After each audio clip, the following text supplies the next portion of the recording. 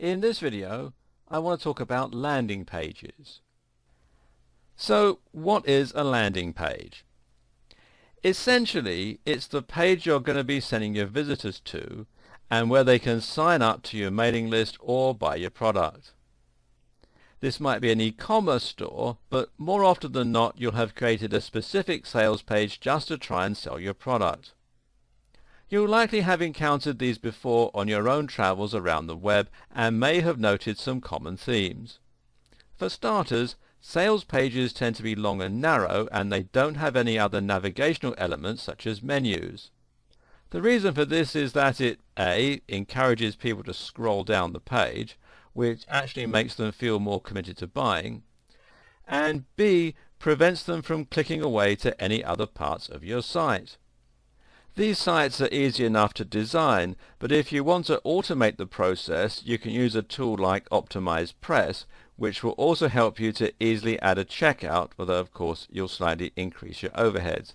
And you can read more about this at optimizepress.com.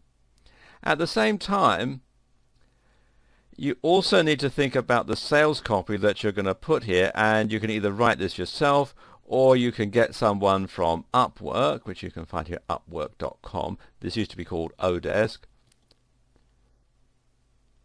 Or from Elance, which you can find here at elance.com to do it for you. The idea here is to make your product sound amazing and to compel the audience to buy right away. To do this, you'll likely start by using the AIDA structure. This stands for awareness, interest, desire, action, and it's that last one that you pay out for. In other words, you have to guide someone from not knowing what the product is to feeling like they really need it. A useful tip when doing this is to use a narrative structure. Use a story to make your sales page stand out. We're naturally inclined to read stories, and it's hard for us to look away without reaching the end. Another tip is to appeal to facts and figures throughout and to make yourself likable. These are both important pillars of persuasive writing. Throughout your text, always focus on your value proposition and the emotional hook. This means thinking about how your product or service will make life better for the person buying from you. Don't focus on what your product is, but on what it does and how that makes people feel. Remember, you don't sell hats, you sell warm heads. If you're selling a book on making money, then paint the picture and get your reader to imagine having their own private yacht and no debt, that sort of thing. Questions also help to engage your audience more because they make them reflect on what they're reading. Finally, when trying to secure the sale, make sure you give people a reason to buy quickly rather than going away to think about it. Now you can do this by creating scarcity, for example saying you only have a limited supply, or by applying time pressure with a limited time special offer.